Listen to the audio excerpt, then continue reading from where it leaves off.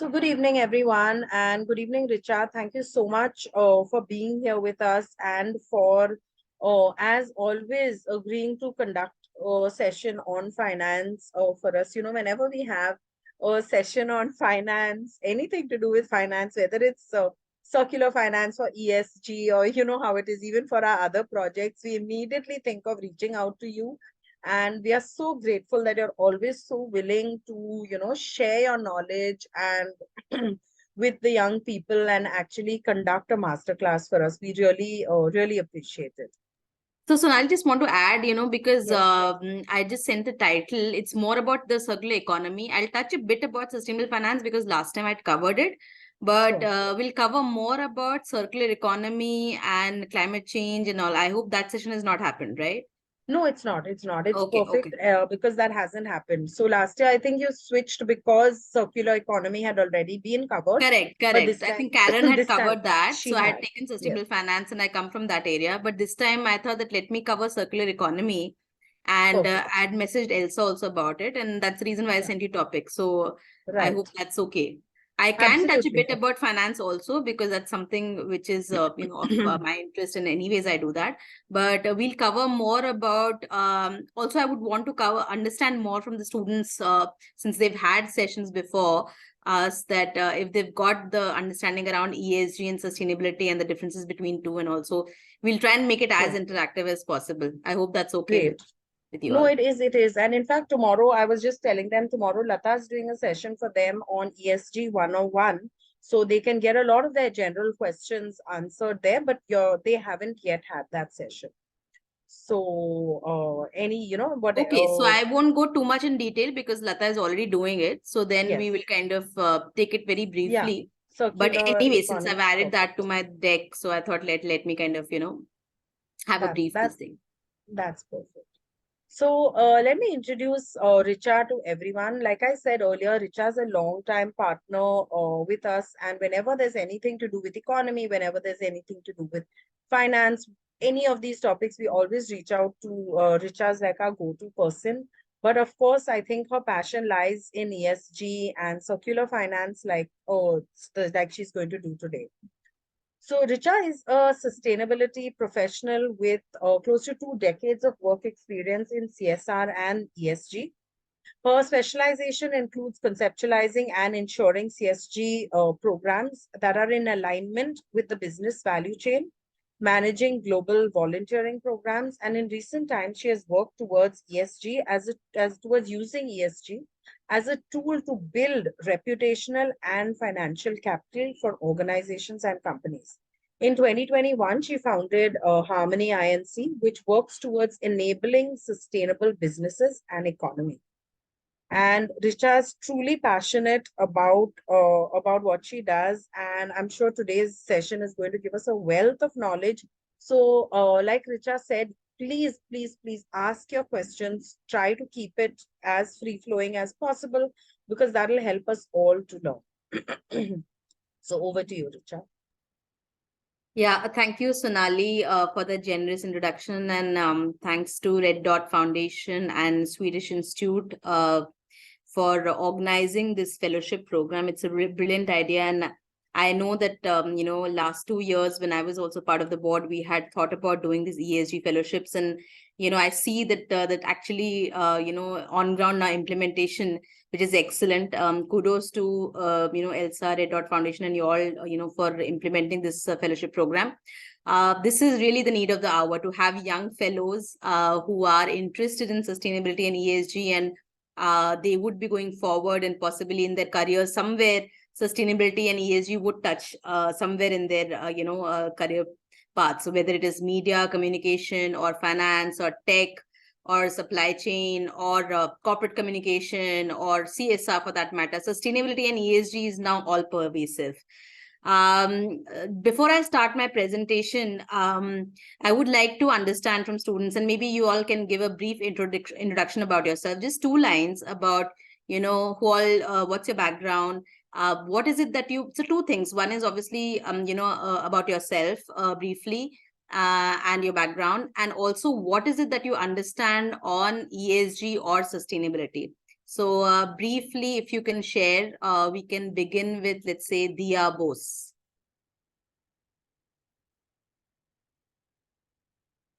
Are you there, Dia? Yes, yes. Hi. Hello everybody. So, Hi. I have done my MBA in sustainability management, and Hmm. currently I'm working as a senior consultant handling ESG strategy. Okay. What I understand about ESG is ESG basically is environment, social, and governance, and which has various parameters or KPIs to it. For example, environment can include emissions and your energy management.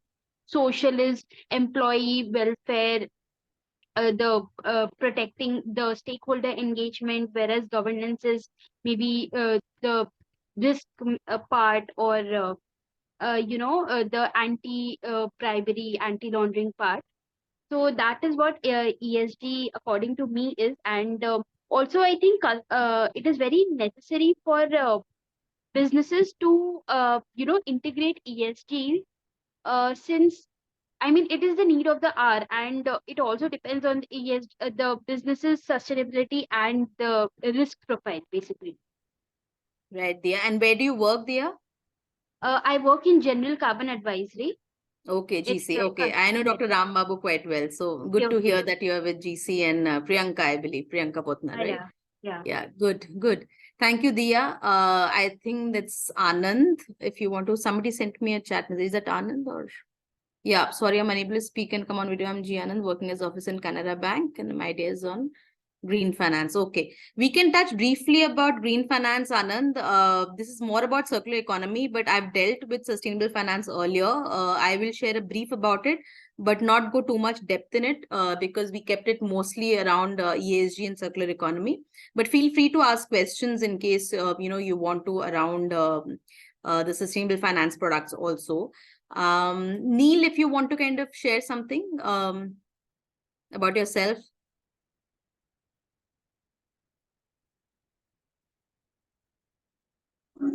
Hi, am I audible? Yeah, Neil, you are. Sorry, I have to be soft because I'm actually traveling back from college. So is it Okay. fine if I just out, type it out Just instead of saying tell it? me what is it that is of interest to you on ESG? Right. So basically, I want to look more at the public policy and how there can be partnerships between public and private in this space, because I think there is a lot of uh, room for innovation over there, because currently a lot of it is coming from a very government point of view, and there isn't enough development in the private space. So I think public and private can form a good union over there. So that is what my idea is based on. But I'm also really interested in circular economy. I mean, currently I'm undertaking a project in college, which is Okay. how to incorporate the circular economy principles into the Hindu, basically the joint family business model. Oh, okay. Okay, that's interesting. Okay. And you are pursuing what course? Is it graduation or master's? What is it that you're pursuing? Uh, so I'm doing an undergraduate course right now in BSc Economics. BSc Economics. Okay, okay. And this project is part of that, incorporating sustainability in family offices, right? Yeah, so it's a part of my curriculums. All right, all right. That's interesting. Thanks, Neil. And I'll really like to, I mean, during the Q&A session, I'll really like to hear your thoughts on the topic as well. I was just holding it off till the Q&A Sure, actually. sure, sure. I guess now there's Anukriti. Hi, Hi, Anukriti. Richa. Hi, Hi. this is Ankiti, and I have done my MBA in sustainability management, and then after Okay. that, I worked as an ESG associate with the Sustainable Finance team. It was a financial services company, so then I did secondary research on ESG and sustainability of the different companies, also taking into account sectors as well as countries. So, All right. Okay, good. So you already have a background on sustainability and ESG. And yes. since you've dealt with financial firms, so you understand sustainable finance products also, I guess. Yes. So are you right now working with a financial institution or you're on your own? How is it? Right now, I'm not working. Actually, I left it 2 months, around 2 months back, and I'm looking for a new role. Actually, concentrating more on ESG strategy, reporting. Oh, reporting also. Okay, okay. Okay. Thank you, Anukriti. GR, you want to share something about yourself and why ESG is of interest to you? Yeah, sure. Hi, so I'm Gia and I'm a student at St. Xavier's College. I'm in my final year, I'm doing my BA and I'm majoring in economics and sociology.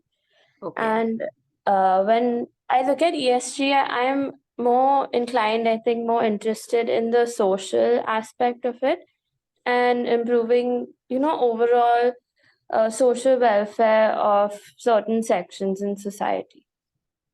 Great. No, that's really critical. I think most people in the ESG have been stressing more on environment aspect, and S gets neglected, but S is as Yeah, critical as definitely. any aspect, especially in a developing economy like ours. And I would like to state that it's not a watertight compartment that, you do E and, you don't do S. I mean, actually, Indian companies need to take initiatives which are complementing both E and S, so and there are multiple projects, many group companies are doing that, especially the Tata Group and Godrej. I know some case studies out of that which we will share later. Priyanka, Yeah. you want to share? Sorry, yeah, go on. You were saying something, Gia? No, I just said that sounds great about the case studies, if you could share that. Yeah. Thank you. Hi, Priyanka. Hi. So my name is Priyanka Falswar. I currently work with Microsoft India Philanthropies. I'm based out of Delhi, but why I'm interested in ESG is because, I mean, in my personal life, I want to learn what exactly sustainability is. Somewhere we at Microsoft, we are working for environment and governance both. And yes, as you said, E, S, and G all come hand in hand. But at the same time, I think I want to kind of sharp up my understanding on what does S really stand for and how do we really take it for the, let's say, for careers with impact or projects with impact. So yeah, that's my main reason of joining the fellowship. Great.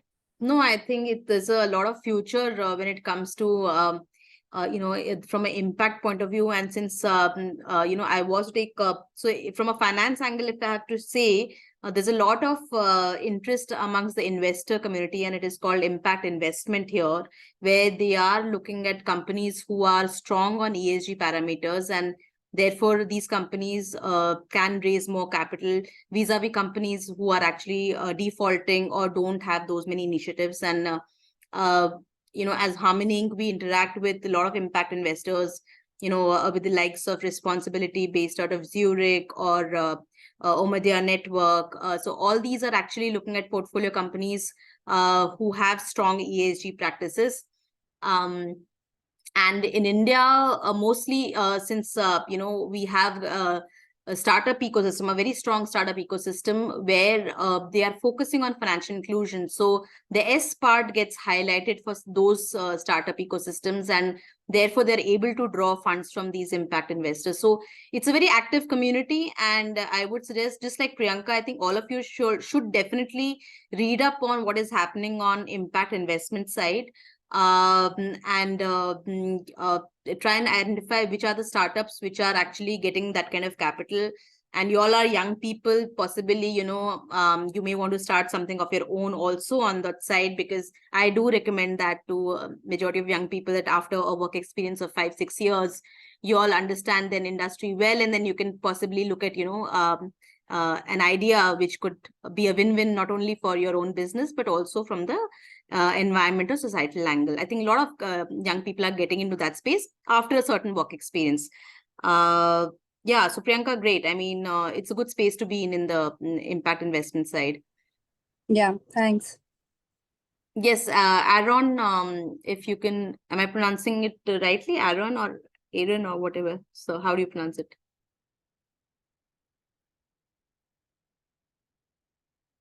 You're there?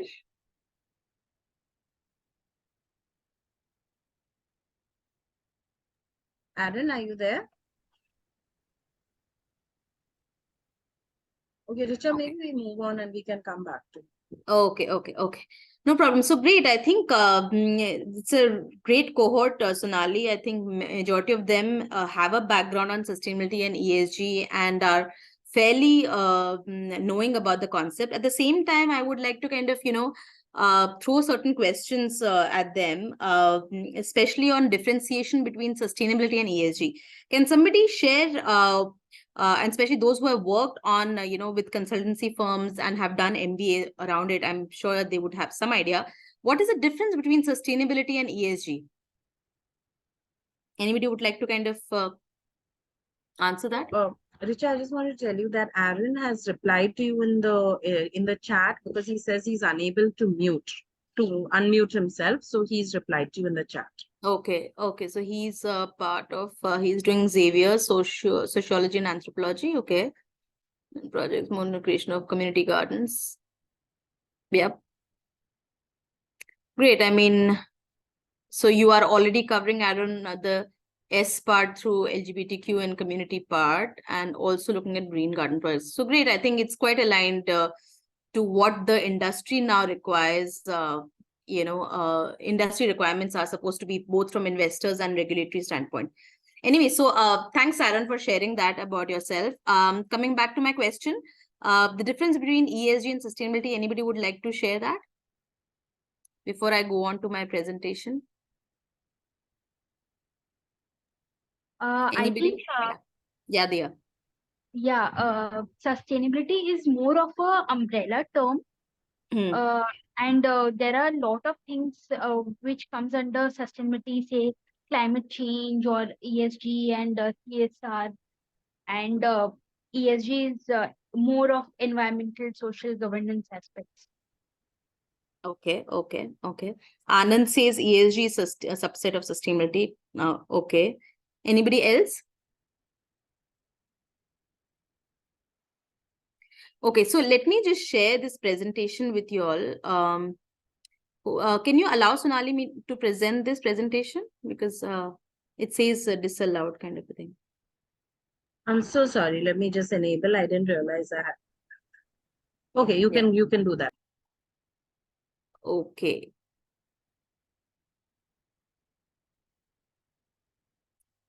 Okay. So largely, as I was mentioning, sustainability and ESG. So the word ESG actually came a lot in forefront in the last few years, especially during the COVID pandemic times, because as you know, COVID is not it's a result of a biodiversity infringement by humans itself. So the entire piece on ESG gained momentum because it's the humans who are interfering with environment, and the more such interference are happening, the pandemic is going to take a toll on human race, and therefore impacting economies also. So largely ESG is investor driven. So the word ESG actually came in because investors felt that their companies and businesses were getting impacted. So a lot of investors started using the word ESG, as rightly said by one of the participants. It's environment, social, and governance parameters. But when I started out, my work way back in 2004, that time the word sustainability was more popular. And sustainability, as somebody also said, it's a larger umbrella. It also talks about, from an innovation standpoint. ESG is largely a framework which companies are expected to report now. And if you know, and some of you have been with consultancy agencies and are still working, it's basically more from a reporting on risks and opportunities standpoint, mostly from a risk standpoint, because as I said, investors are looking at companies where they don't have businesses which are into things like, which are highly emission intensive industries, or they should not have practices which are, which are having child labor, or they should not be abusing human rights. So this is something that investors have been closely looking at, and therefore they do not invest in companies because there's a risk associated and business will get impacted. So from a risk point of view, investors use the term ESG. Sustainability is more from an innovation standpoint. It's much older term, and I mentioned, it has much wider connotation. It's not so much driven from an investor demand. Rather, what happens is that, and in fact, we are part of Swedish Institute program. All these Nordic countries have been using sustainability as part of their strategy itself, business strategy. It's been there in their DNA. So they don't have a sustainability department or, a CSR department, because every process, sustainability is built in. So whether it is your supply chain, whether it is your operations, whether it is your business, whether it is your tech, everywhere it is inbuilt. And how it happens is because they've had that kind of consciousness much before. They don't see it from a risk angle. Rather, they see it that it will give them competitive advantage. So therefore, they had been using sustainability way back. I mean, from last 30, 40 years. If you see in Sweden, companies like IKEA, Ericsson, and Atlas Copco, there are many others who have been using sustainability as a DNA right from 40 years background. In India, it's fairly new, but again, companies like Tata's, they've been doing a lot of S initiatives. As you know, before independence itself, Jamshedji Tata had, thought about investing in communities, because he knew that, if you invest in communities from where your employees are coming, it will ultimately be of benefit to the business itself. Some of you know that there are industrial conflicts between management and union. And if you have already invested for a long time for community welfare, then such conflicts get reduced. And when conflicts get reduced, obviously it helps business to grow, because then otherwise, there are huge conflicts between the unions and the management. Especially in companies which are of the PSU nature, or having something like a Tata Steel or an auto ancillary like a Maruti Suzuki. So you'll see a lot of labor unrest happening. But if the company has been a forefront in investing in communities, like how the Tatas have been, then these issues get resolved. Of course, there are those barring cases where you will see some of the conflicts coming, and if you just search the net, you will possibly get some of the conflicts within Tata Group companies also. But largely, I've been a big fan of the group, and I've worked with one of the group companies, and the entire group takes it up very seriously, sustainability, and has been doing it for quite some years. Obviously, the part that ESG, the piece on the investor side has, again, it's made a complete leapfrog into like multi times 10. Those many initiatives have actually increased within the Tata Group companies also. But then besides Tata, there are many other companies who've been now taking up initiatives.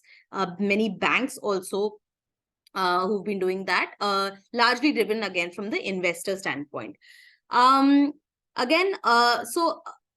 If you see, if I've mentioned here that all these companies who've been doing sustainability, they felt this is the right thing to do, whether it is the companies from the Nordic countries or the Godrej's, Mahindras, Tatas, they've been doing it because it's the right thing to do that leads to many opportunities, like I mentioned. And they have actually done a lot of innovation around it. From a risk standpoint, now there are Indian companies who are doing it because their investors have been asking them. And secondly, also because regulators have been asking them. I believe you've had a session on governance. Sonali, is that right? I think governance Beros has already taken, right? That's right. That was among the earlier sessions that we did on governance. Right. So you already know the regulatory requirement by SEBI, which is on BRSR, which is a fantastic way to actually get Indian companies going, those who've not been reporting, because that reporting actually leads to taking up initiatives also. So that has been the push and pull factor for Indian companies, which is largely investor driven and therefore they start using the word ESG. Then it is regulatory driven, because regulators are also using similar terms as investors on ESG. So BRSR, if you see, it's more about ESG reporting. And if you see the older companies who've been far-sighted have been using the word sustainability. And of course, in countries such as Europe, especially in the Nordic countries, we've been using sustainability as a larger umbrella. And because of the competitive advantage and the opportunities that it presents, the various initiatives. I think I already discussed it. ESG is associated with risks, so more of push factor, investors, regulators, customers, employees. I'd like to share one example from my previous organization when I was heading sustainability for L&T Finance, and I was recruiting for my team. At that point of time, very interestingly, because you all are like the next generation, I don't know, Gen Z or whatever. So, you all are pretty conscious about, what companies are doing actually around sustainability also, and therefore you ask questions while interviewing also. So one of the candidates asked me, while I am interviewing for the sustainability role, but I would like to understand first that how active your organization is on aspects like employee volunteering. Do you give that to opportunity? How much time will I get in terms of dedicating myself to a certain cause? What kind of commitment management has on sustainability? Because sustainability is actually top driven. So employees also, on prospective employees, youngsters such as you're also asking the right kind of questions, which pushes companies to take up initiatives. Otherwise, and they know if you want the right kind of talent, they need to kind of invest on sustainability. So if you ask the right questions, it moves the companies. If investors are asking, definitely, because companies want capital. Regulators, obviously, they need to work along with the government, so they will do that. Customers, because customer is the king. And customers are becoming conscious. I would say that at least in my experience, I've seen that customers in metros, cities like Mumbai, Delhi, Bangalore, these three cities present us a data that where you have conscious consumers who are asking companies to look at reducing plastic, reducing water. With regards to hospitality industry, they actually choose hotels which are more green hotels. So they'll actually spend a bit more on hotels which are green hotels. They would work with companies where, they have strong sustainability. They would actually go for businesses which have strong sustainability initiatives. So they will buy products of those companies.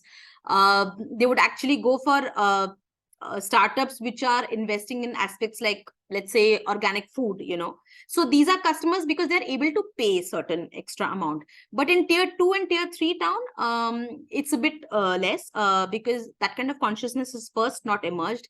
Secondly, you need to have that kind of income levels also. See, sustainability, whether it is business or it is for customers, individual level, it will always come at a premium. Okay. And therefore, those who have been working as consultants would know that it is not easy for a company to, especially Indian companies, when they are just coming out of a pandemic, to start investing on sustainability initiatives, unless obviously there's a lot of push from investors and regulators. So it takes time for the companies to evolve. Since I run myself a consultancy firm, I know that even though pandemic has actually pushed this ESG piece, it's taking Indian companies a bit of time to kind of come up to the curve and start taking larger initiatives. They're doing it gradually. They're doing it because of these push and pull factors. But it will take them at least 3 to 5 years to kind of look at strong initiatives where they're investing a good deal of capital in these. So mostly outcomes on ESG are compliance driven. It can lead to forced innovation. It's not by nature. ESG will not get into the innovation aspect, whereas sustainability would be. Obviously, when you start reporting, it leads to brand enhancement. So reputational capital of the company does get built, and they start applying for ratings.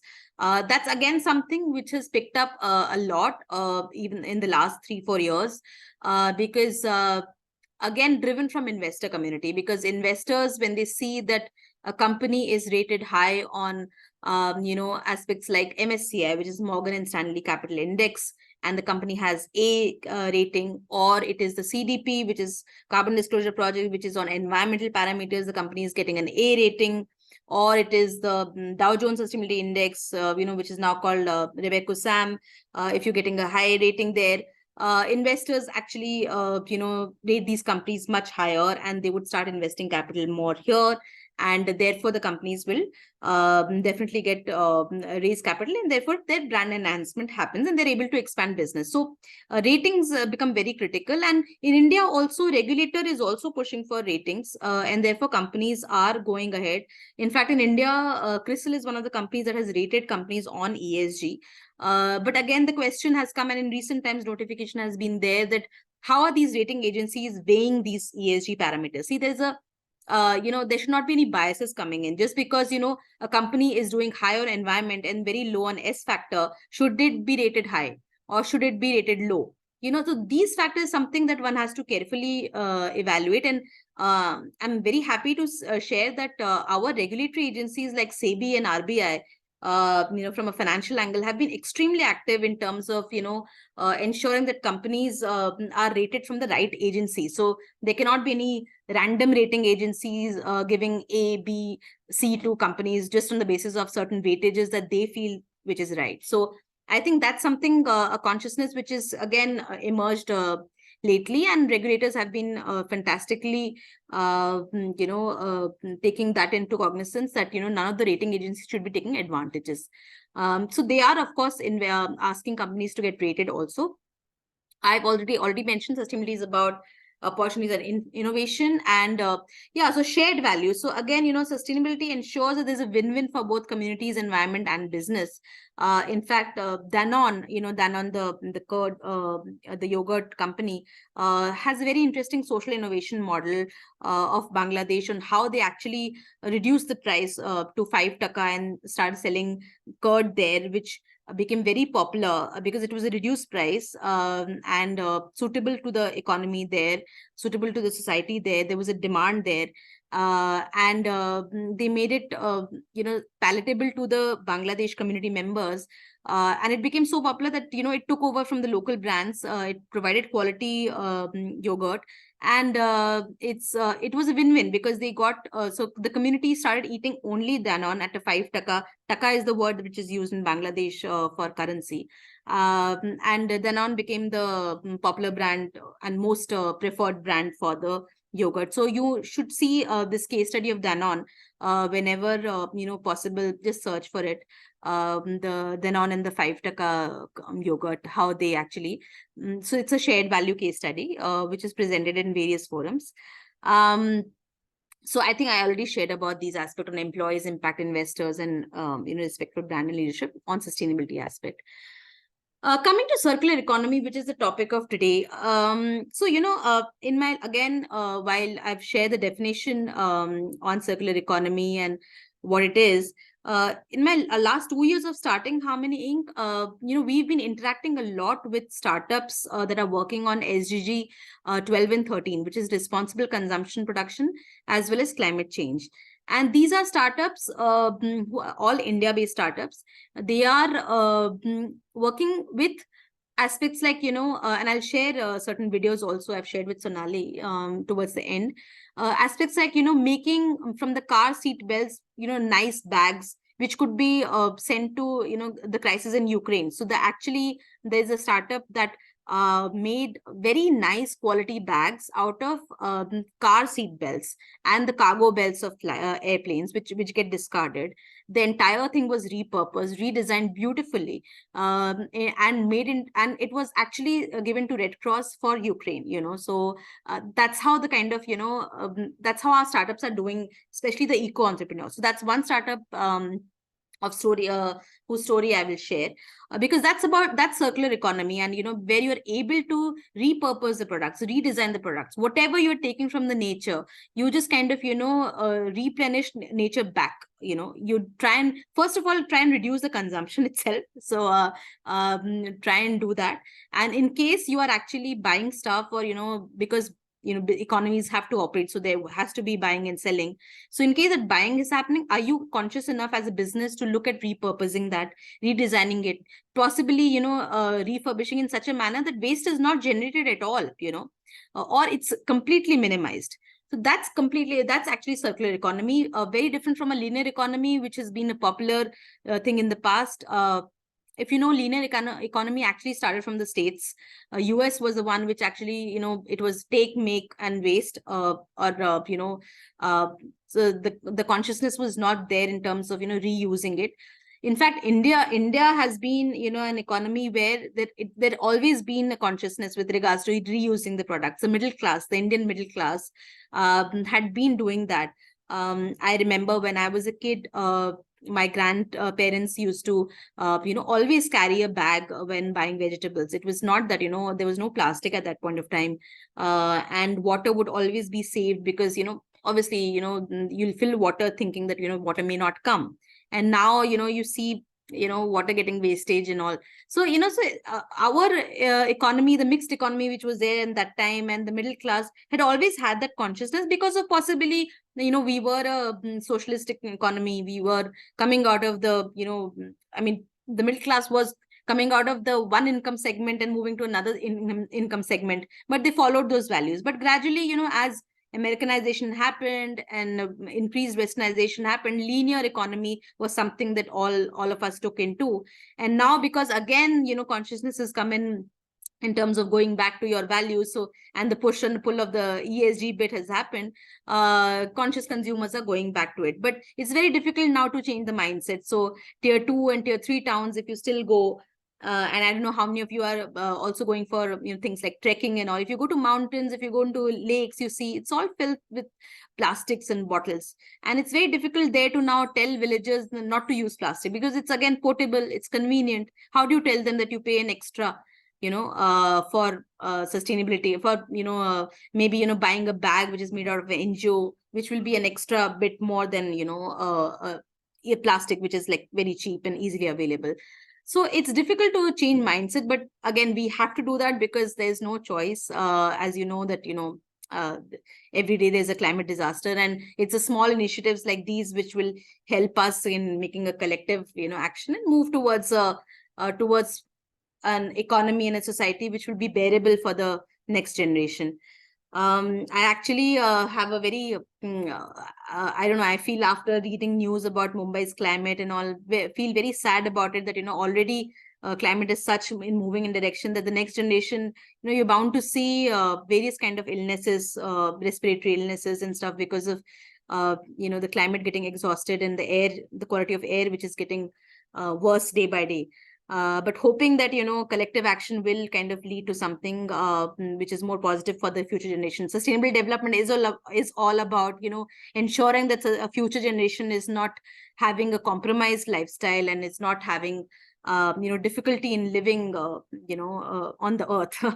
So that's something which is, hoping that will happen, but it has to happen through collective action. So circular economy is something which is which I would say that some of the Indian eco-entrepreneurs are moving towards. They're taking fantastic initiatives, and Indian companies are also looking at taking up initiatives. Regulator like SEBI are asking companies on what is it that they're doing on circular economy, whether they have incorporated any of the suppliers who are looking at repurposing products, who are looking at redesigning bit, whether it is so going beyond just recycling to actually investing in refurbishing and redesigning their products.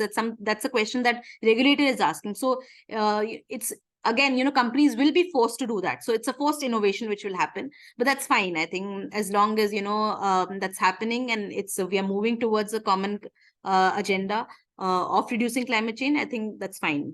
So yeah, so that's about it. And I'd like to present, IKEA's case study. Some of you already would be knowing about it, that how sustainability had been always integrated into business and product development.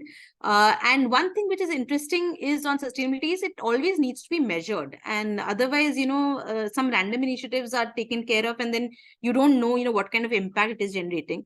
So IKEA developed a very interesting sustainability product scorecard, and where it is formed as a web application, and there are 11 criteria which defines the life cycle of product. I thought I'll share these criteria with you because this is something now that Indian companies are also looking at, which is making more from less, looking at renewable material as much as possible, recycled material, looking at environment better material. So if you're choosing between two materials, and that's where consciousness of suppliers also come in. If you're having a supplier, where the supplier also knows what is the environment better material, then you can look at again a separable and recycled material.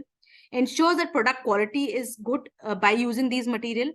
Transport efficiency. Now, transport efficiency is how many, again, whether you are able to save on emissions or not, and again, depending upon number of products per container, you define efficiency on emissions also. Energy efficient production. I think I already mentioned about renewable energy. So use of solar, hydro, or, if you have that kind of capital, the newer aspects on using green hydrogen, aspects like that. Are you exploring that?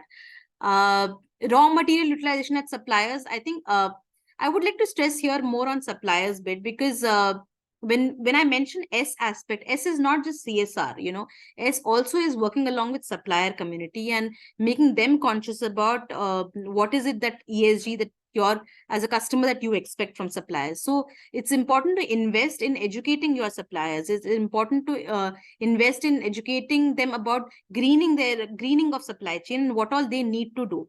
So IKEA is one company, and many other Swedish and other some of the German companies also, who have invested a lot on supplier education around sustainability, and which has helped them. And they keep doing audits also, so when we were part of Swedish Institute Management Program, we happened to see how audits are happening at tier 2 and tier 3 level also of suppliers. So Swedish companies, or the companies based out of Netherlands, German companies, I think there are 3-4 countries where, you'll see companies heavily invested on sustainability, right from your suppliers to employees to customers to obviously the investor, and informing investors about it. And they've always got a competitive advantage about it. This obviously there's a lot of text here. I will share this deck with Sonali, and you can refer to it. But I just want to share here that why it is important for companies to work along with NGOs also. I wanted to make that point, because we are having this along with Red Dot Foundation, and as an organization, Red Dot has been working on critical issues around gender. And here also IKEA has been working along with WWF, with regards to working on biodiversity, and the entire scorecard that they developed on measuring, they actually took inputs from NGOs also. So it's not that corporates and NGOs are like poles apart. You actually need to work together if you want to initiate sustainability initiatives.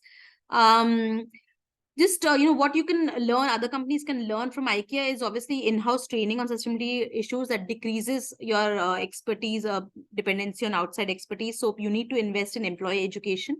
Then you don't have to hire consultants like us. But still, I mean, it's important for companies to actually look at investing for employees on sustainability and ESG, do ESG workshops.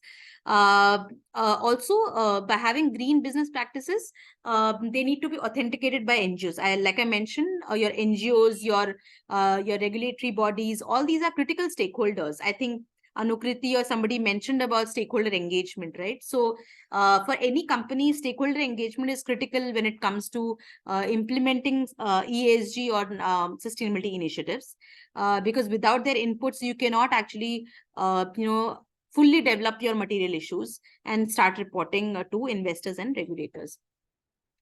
The other case study which I would like to share is of Belgium, AB InBev, which is alcohol-based company, and the 4 pillars, that they've been working on have been around smart agriculture, water stewardship, and circular packaging.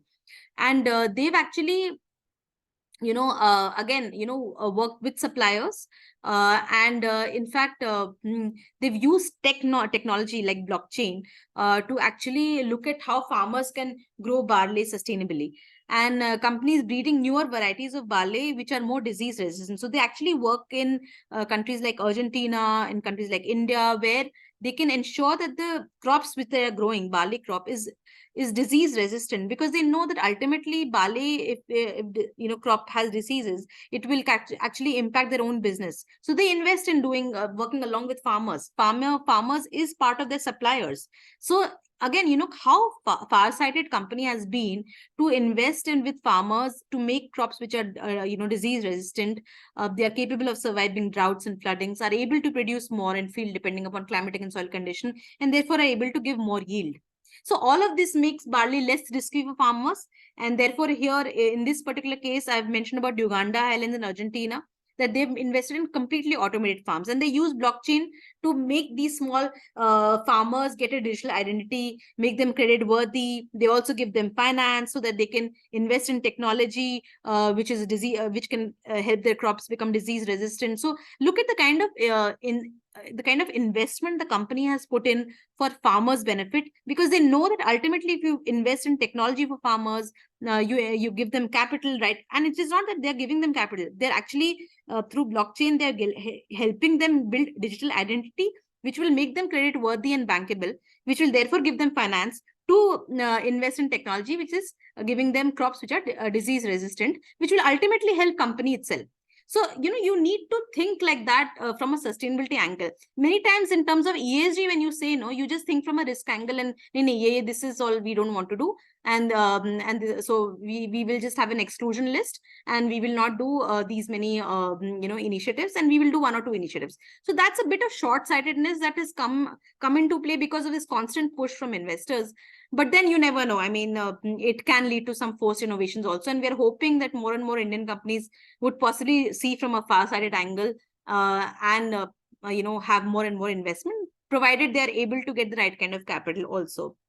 So, in Indian scenario, it's a lot of how should I say, there's a lot of dependency on each segment of economy. So if companies have to invest in the technology, they would need the right kind of finance. So finance here, you need to, again, going back to, banks and NBFC should have the sustainable finance products like green loans, which then can be invested into these companies who can then put technology, who can then give it to the farmer. So that's the complete value chain that needs to change, and it takes time for a growing economy like ours to do that. Obviously, Belgium and all are much developed, so they've had that kind of expertise and the finance which is there.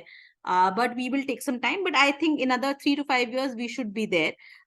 If the regulator and investors keep on pumping capital to us, and regulators keep pushing companies to do this, because compliance does help. Coming to packaging, during Corona times, AB InBev is the first global brand to actually roll out carton packs made of barley straw. So that's what, when we call about circular economy, that's something which I would want to stress. I mean, barley straw, making carton packs out of it is incredible. And it's completely, it goes back to nature.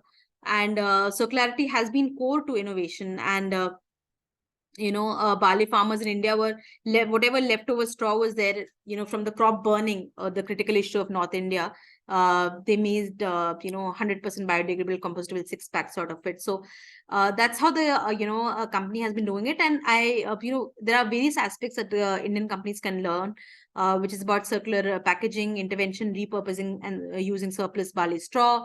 New intervention uses 1/3 of water, so less of water compared to traditional technologies, less of carbon emissions, in terms of packaging which is produced, increasing farmers' income, very relevant to our economy, which is still at least 50-60% is 50% is still dependent. All the services have taken over, but still agrarian bit is quite high for our economy. And of course, environment-friendly packaging reaffirms their commitment. So that's something which I thought I'll share with you. Again, I've already shared about the startups which are working around circularity and sustainable consumption production. This is an organization called Fool, where Acumen Fund had first invested. Acumen Fund, anybody knowing about what Acumen Fund is? Anybody?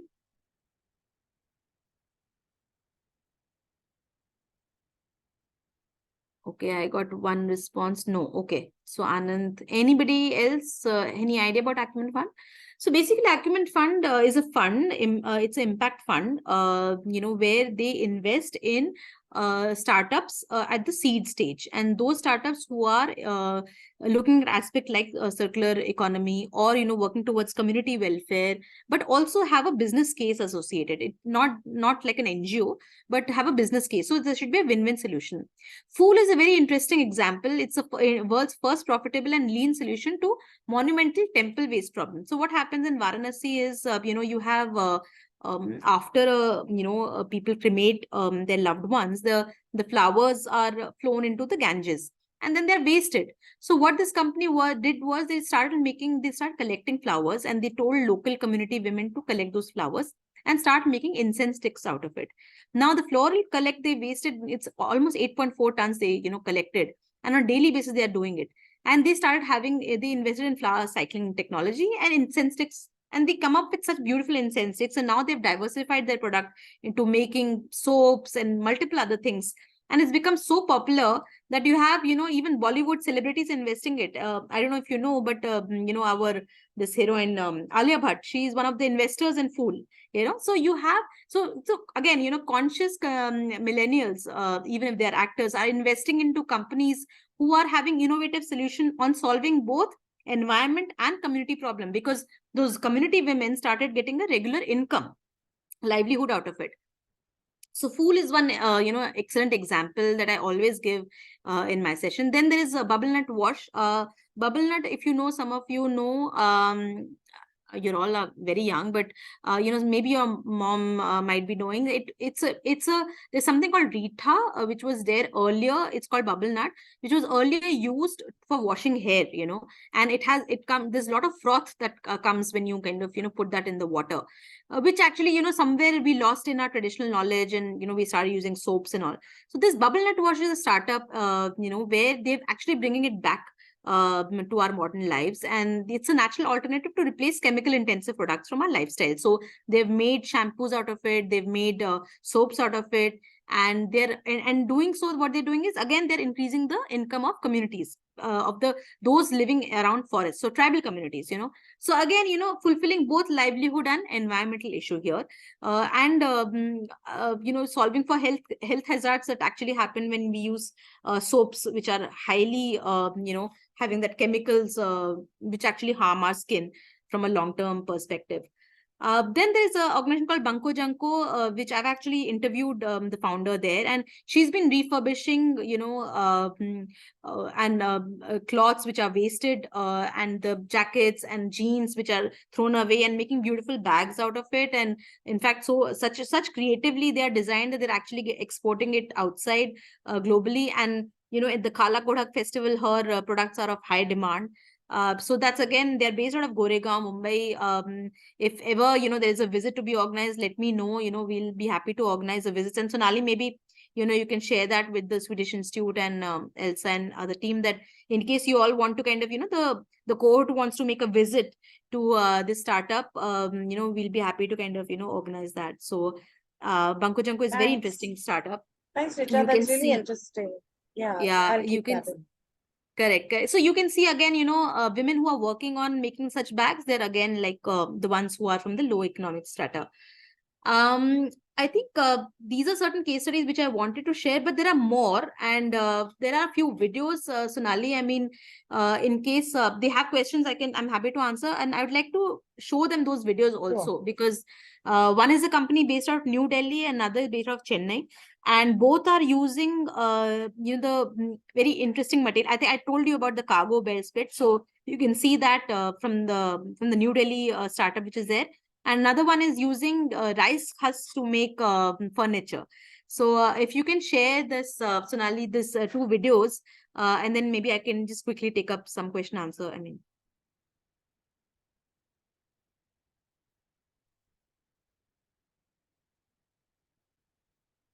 Sure, Should I just give me a stop minute. sharing? Yeah. If you can stop sharing, I'll share. Richa, the one which was a LinkedIn link actually didn't come through. So maybe you want to share that with me again in the chat, and then I can share the video. But the other one, I've got it open. I will play it right. Okay. Yeah. Sure, you can play this one. I don't know which one you've got. Let me see. Yeah. So when I saw the LinkedIn thing, it wasn't opening. I thought maybe you had sent me your own LinkedIn profile because I was No. asking you for it. That's why I didn't push it. But okay, one Okay, moment. okay. Let me share this. Yeah. Which one? Which one has not come through? I'll just need to know. I've got the NAS Daily one. In Chennai, India, we found a guy who makes tables, couches, and even beds out of rice. Hi Nas Delhi, I'm BL Bengani. Bengani loves nature, but he also loves furniture. He started working in the furniture business at a very young age and eventually became a millionaire. But he realized the cost of his success was the death of millions of trees. So he searched around the world for something sturdy that could replace wood and found that the husk on rice crops could be very strong. Bengani took the rice husk to his factory, crushed it and mixed it with some minerals and resin to end up with the cheapest and most sustainable wood. This wood is insect-proof, weatherproof, and it can't even spread fire. This story is proof that when people like Bengani bring nature and technology together, we're able to enjoy beautiful furniture inside without destroying nature outside. Yeah. Yeah, so that's on how to use rice husks to make furniture, and this kind of innovation, multiple such innovations happening. While I share the link with you, Sonali, in case there are any questions and all that I can answer, that I can do that in case they have anything. Sure.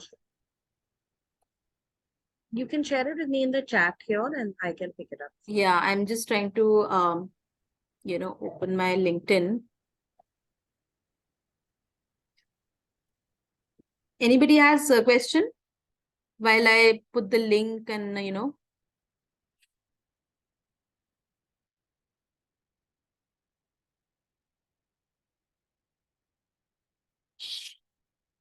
Hi, Any Richa, I have a question. yeah, tell me. You were discussing about the bubble nut. That startup, is it based on circular economy? Which one? Bubble nut wash. Yeah, it's based on circular economy, no? So it's, if you see, in fact, you should search on the Social Alpha. Social Alpha is a accelerator that has mostly eco entrepreneurs who are working on circular economy, and Bubble Nut Wash is one of them. What they've been doing is they've been using that Rita, which I told you about. It's like a soap substance, but then it is made up of, it's actually from the nature itself. So you, instead of using soap, it is saying that why don't you use Rita, which was used in olden days to make to wash your hair, for your bathing, for clothes. All that is being sold by Bubble Nut Wash.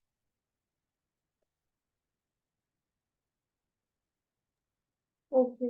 And what's the site? Social Alpha. So go to Social Alpha is an accelerator, okay, based out of Bangalore.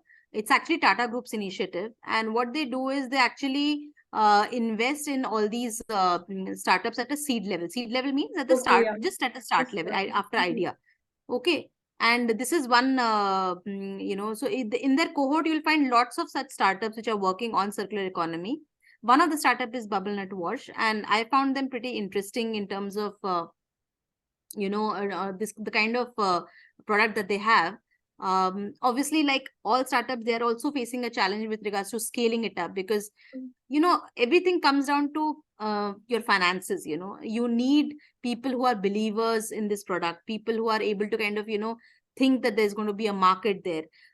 So there are those teething challenges that these startups face, but on innovation side, of course, they are like one-on-one kind of, they're like top in terms of getting changing the piece on usage of soap to an alternative one.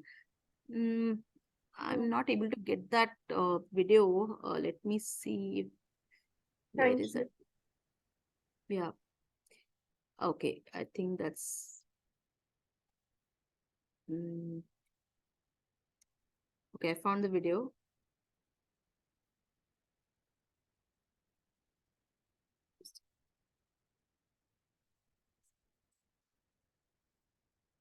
Just hold. Are you able to see it? Okay, I've not. Do you want to share it with me, Richa? I can share it if you want. I'm just trying to see the link, because this is, he has posted to watch video to learn more. Because it is not a part of YouTube. What you sent me was an image of the link, so I wasn't able to click on it. Yeah, because he's put in as part of the any other question till that time, till the time we are searching for this? It's a very interesting video. I wanted to show it to them. Any other question? Anything on sustainable finance that you would want me to answer? I think Anand or somebody had the question.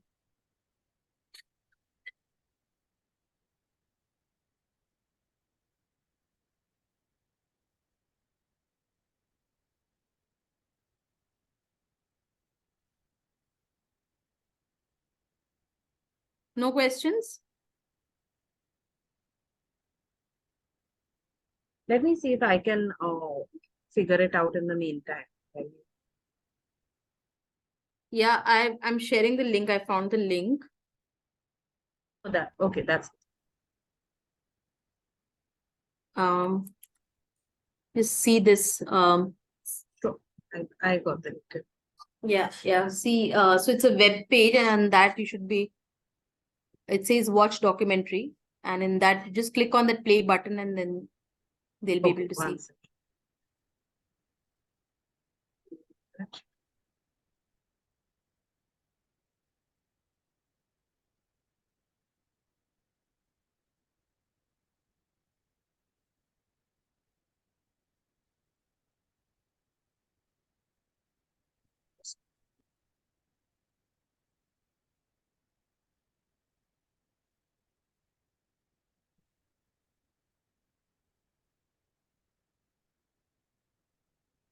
So I click on watch our documentary, right? Yeah.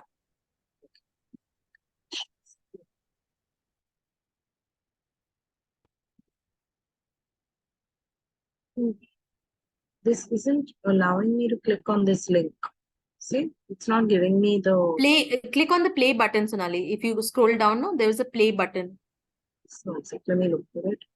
This play button is there. Yeah, got it. Yeah, just click on this. Oh, sorry. I thought that was the link. Yeah, now play this.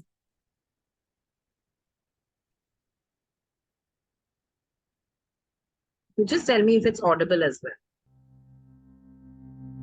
I can't hear. I don't know if The sound students can- hasn't started. The sound hasn't started. Okay.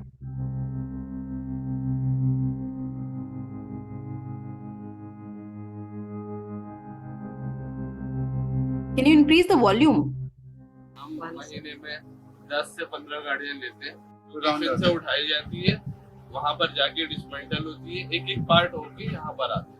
Iron के parts तो यहाँ पर आके sell out हो जाते हैं। Seat belt plastic का material होता है, वो लैंडफिल्स में डाल दिया जाता है और वो फिर पता नहीं क्या करते हैं, या इसको कटवट करते हैं, छोटे छोटे टुकड़े करते हैं प्लास्टिक के क्रशर पर।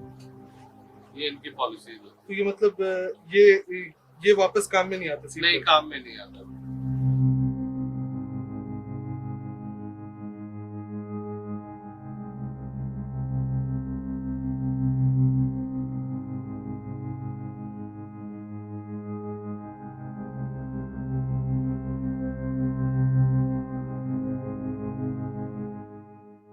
कच्चा माल आता है हमारे पास। एक कट्टे में कितना होता होगा, कितना केजी? 150 किलो। बाकी हम जला देते हैं, कुछ स्क्रैप कर देते हैं, कुछ बेच देंगे। आप कुछ स्क्रैप कर देते हैं या स्क्रैप कर देते हैं, बाकी जला देते हैं। ये जला के सारा आपको पता है इसका जलाने से होता क्या है? फिर स्क्रैप बन जाती है, फिर जो लोहे का हम तोड़ देते हैं, बाकी सीट बेल्ट्स को जला देते हैं।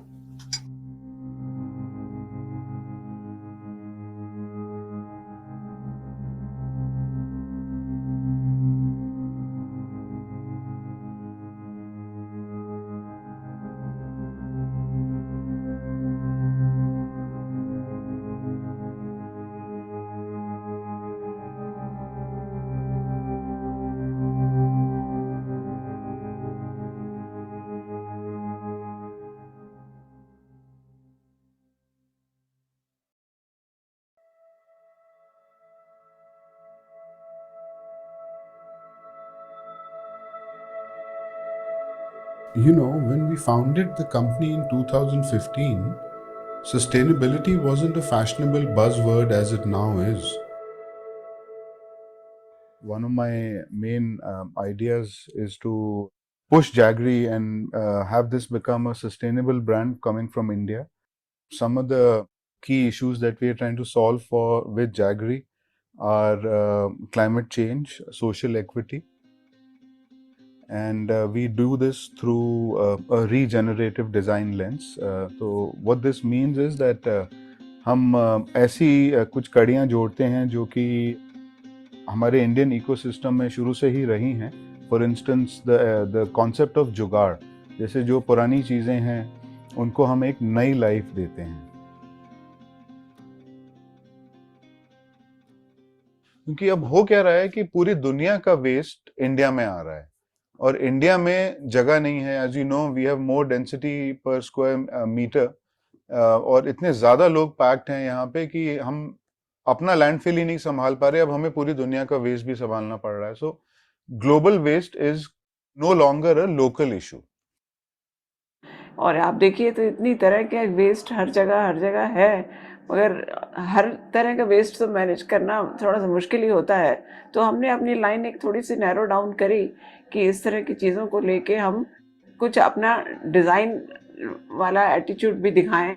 मेनली हम अपना जो मटेरियल जाके, जैसे कि सीट बेल्ट्स हुई, बेल्ट्स हैं तरह तरह की, कार्गो बेल्ट्स और भी मजबूत निकली सीट बेल्ट से भी ज़्यादा. I had a couple of eureka moments. So one was the sustainability ka bug that had bitten me in Auroville. But the second was when I was trying to detach the seat belt from my chest, and I suddenly realized that this material could lend itself so nicely because it has a great smooth texture. It seems very strong. Through a lot of R&D and experimentation, we finally decided that the seat belt is making a lot of sense because it's obviously avoiding a lot of waste from entering the landfills. It's creating a new opportunity for consumers to explore a product that they may not have had access to in the past.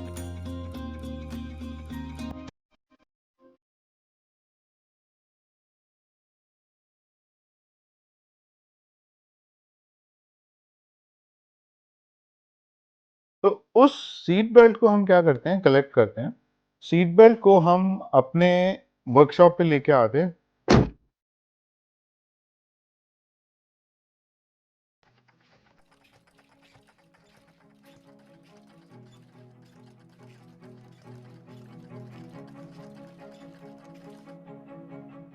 कई बार काफी घिसी हुई हालत में होती है.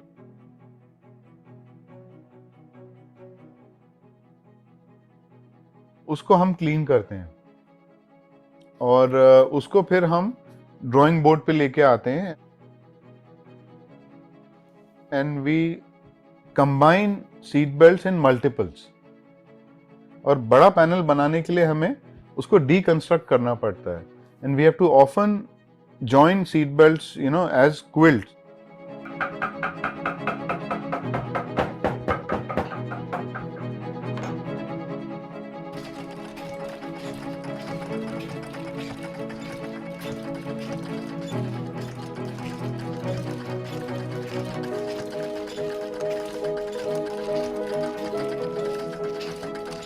फिर एक identify करते हैं कि किस टेम्पलेट में, किस पैटर्न में ये अच्छी तरह फिट होगा. ये करने के बाद then our fabrication team is the champion of this process. So this entire process is called upcycling, repurposing, rescuing. So and this is a part of a circular design ideology. और अलग-अलग जगह हम लोग अपने प्रोजेक्ट्स को launch करने की कोशिश करते हैं through different collections. So I think design-wise, we do a lot of research and we try and make products, which are usable for many people. And we cater to their ambition to go green. These are spread across demographies and age groups, starting with the Gen X, going all the way up to millennials, Gen Z, and baby boomers.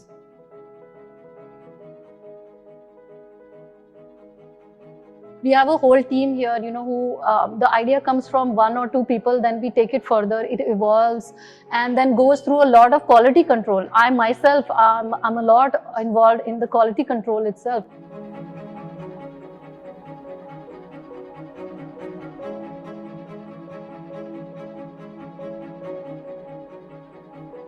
We had the idea that there are many bags made out of seat belts because in abroad we have seen some during our research, but India we have seen for the first time, and doing it with a waist belt because Bahar they use the new belts and they make out of it. Either they make the waist belts and there are limitations like we cannot cut them vertically, diagonally, but I think it is pretty much as easy as the other bags are. At the same time, I feel that is the USP that in this time जब सबको sustainability trend लग रहा है, ये एक trend नहीं है, एक नीड है अभी. So believing that sustainability is not a trend and a need, I think that is what Jaggery Bag does and that is what attracted us to come to this brand and to work for them. So seat belts ढूंढना बहुत ही ज़्यादा मुश्किल था.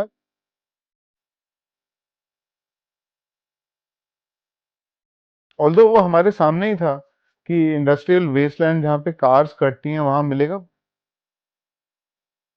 पूरी में D block में मस्जिद है ना।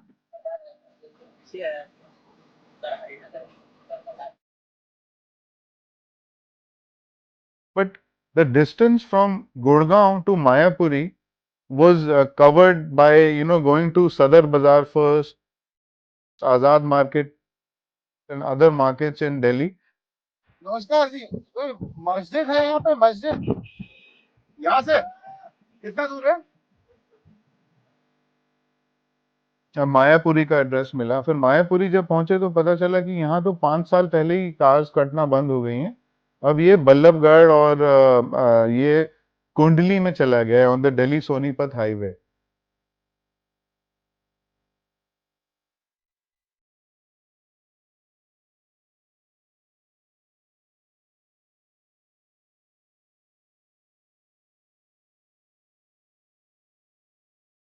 तो बस धीरे धीरे करते हुए मतलब taking small and baby steps at a time.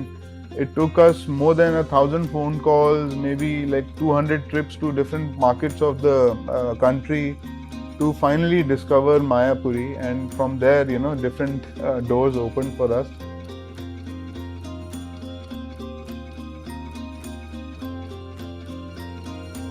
तो ये बहुत टफ रहा हमारे लिए to find these materials. Then plastic लेके आओ, उसमें से सीट बेल्ट को अलग करना, सीट बेल्ट को फिर कुंडली से या 25, 30, 40 किलोमीटर दूर से क्विंटल्स की मात्रा में गुड़गांव लाना जहाँ पे हमारा वर्कशॉप है। Transporting it was a huge issue. अब हम ये खुद के बलबूते पे स्केल नहीं कर सकते, so that scaling is also big challenge for us. Capacity building is a big challenge for us. पर सबसे मुश्किल टाइम हमारा तब था जब 2020 में हमारे पास कुछ ऑर्डर्स भी आए हुए थे, पर सारा कुछ जब लॉकडाउन में चला गया, सब बंद हो गया, तो ना हमारे पास सामान आ सकता था, ना रॉ मटेरियल आ रहा था। यहाँ पे हमारे जो एम्प्लॉयज थे उनको हमें सस्टेन करना मुश्किल हो रहा था। अब हमें सबकी सैलरीज भी देनी है। During Covid we didn't let go of a single person. हमने किसी की सैलरी आधी भी नहीं काटी, पर हमें आगे भी जाना है, लोगों तक मैसेज भी पहुंचाना है, कैसे इसको स्केल करें। I think those financial challenges were very big for us initially, and one of us always had something going on parallelly जो हम कर रहे थे, फिर then we would invest here. While we've had many challenges, we've had many successes also. With all our products together that we have launched with Meaningful Design Foundation, we are able to address 15 of the 17 SDGs, Sustainable Development Goals, that have been created as a framework by the United Nations. We are trying to reach out to a large number of people. I think women is something that we are really looking at empowering, especially from tier 2 cities. Like I said, migrant labor who's coming here, they are not very skilled. So, again, giving them more opportunities, more employment is something that we are really looking forward to. Girls को from different groups, different social groups involve कर सकते हैं, तो उसमें उनको भी थोड़ी सी help हो जाएगी और हम लोगों के लिए भी एक सेटिस्फेक्शन होगी कि हमने सोशली भी कुछ अच्छा किया।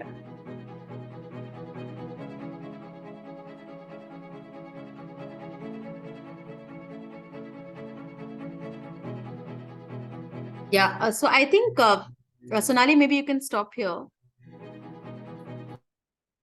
Yeah, I wanted all of you to see this Jaggery because I've covered his story also in the impact travelogue that we do, and this is a fantastic story on what a startup, so it's very I know all of you are excited to build something of your own also maybe in future, but I wanted you to see the challenges also which are there, for startups which are there, especially when it comes to capital raising and your if you have pandemic like this, how your business get impacted. But they've made a good start, and now it's picked up very well. And I mentioned to you the global markets that they've got, and many of the Indian companies are also buying their products as corporate gifting. So there's a lot of opportunity also. And yeah, I think these were some of the examples through videos which I wanted to share, and of course my PPT has few more. Any other questions if you have with regards to either this or any other example, I'll be happy to answer. Otherwise, Sonali, I'm done with my presentation. Thank you. Thanks, Richa. So let's just open it out for questions, if any. But I know you have another session that you said was immediately after this. So maybe we can ask them to write in, Yeah. if they have any additional questions, and then we can, we can take those later. Do you think that will work? Sure. Yeah, no, absolutely. And I'll also share the deck with you. Please share that with the students because will. youngsters must have the right information. No, that's really So generous of you to share the yeah, deck. I'll share that. And that's And amazing. yeah. Can we take a group photograph? I think I'll also like to Sure. kind of, have, I Yes. would want to see their fases if they're comfortable. If not, then they Yes. can remain whatever. But Then we'll have I'll to take a post it. photo of you and me. Yeah. But I If think everyone's, if you don't if you're mind putting on comfortable, your video, please. Just for a second, we can, sorry, I put mine off instead. Just for a second, if everyone can put on their videos, we'll take a quick photo and then we can end.